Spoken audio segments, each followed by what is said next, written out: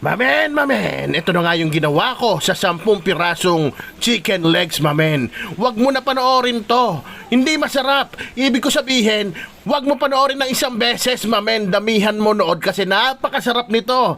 Hindi lang to masarap, napakasarap pa. Inuulit ko pa, mamen. Bigyan mo ng honest review yan. Ang kulang lang dito, only rice, only sabaw, at libreng isang soft drinks, mamen. Parang kay Diwata. O paano, tirahin na natin? Baka tirahin pa ng iba. Ito na nga ginawa ko, mamen. Since lalagyan din natin yan ng toyo at paminta, mamen, ibabad na natin yung manok para pumasok agad yung lasa. Habang nagchachap tayo ng mga kailangan niya requirements, mamen. Ayan, Baguio beans, pinakita ko lang. Ganyan lang tumira ng Baguio beans. Kung gusto nyo, hatiin nyo sa gitna. Ayan, parang ganyan. Yung, basta tanggalin yung magkabilang dulo at yung mga gilid para matigas kasi yun, mamen O ito yung aromatics na gagamitin natin.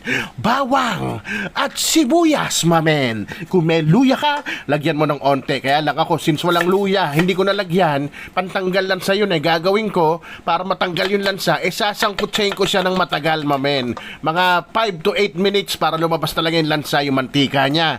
Naglagay din ako ng red bell pepper. Pwede rin green bell peppers, mamen. Kaya lang, syempre, maganda iba-iba yung kulay niya. Since meron ka ng green Baguio beans, so red bell pepper na lang. At maglagay rin tayo ng whole mushroom, mamen. Whole mushroom. Naihiwain din natin sa gitna. Itabi niyo yung sabaw, mamen, ha, pang sasabaw natin, malasa yan. Ayan, pag tinamad ka, wag mo hiwain, parang ako, mamen, hindi ko na hiniwa lahat, total, pambahay naman yan, di ba, wag mong tipirin. O, paano, mamen, simulan na natin mag-isa. O, yung gamit ko, napakasarap niyan, mantika pa lang, pork oil yan, mamen, yung pinagawaan natin ng tampalin o chicharon, dyan tayo magigisa, para malasang malasa. Ayan, ginisa ko muna aromatics, bawang, sibuyas, yun nga, kung may luya ka, ilagay mo, mamen, pero onti lang, para mawala yung lansa ng manok. At tapos nilagay ko rin yung manok na may babad na toyo at paminta at laurel. Ngayon, since wala akong luya, mamen, sasangkutsahin ko yan talagang pagmamantikain ko yan. Yan, after ilang minuto nga na pagsangkutsa, mamen, nagmantika na. Matik na yan, wala nang lansa yan. Kaya naman, lalagyan na natin yung panimpla. Yan ang pagpapalasa dyan, mamen, oyster sauce na paubos na. Kaya sisimutin natin yun, lalagyan natin ng tubig yung bote na yun. Sayang naman kasi, mamen. Isabay nyo na rin yung mushroom para pumasok yung lasa ng ating panimpla, mamen. Ganyang kadali ang tirada niyan. At ito na nga yung mushroom na sabaw. At ito yung oyster sauce na bote na nilagyan kong tubig, mamen. Tapos timplahan na rin natin onting chicken powder. Pag wala ka, chicken cube, onti lang. Lagyan mo ng onting asukal, mamen. Goods na yan.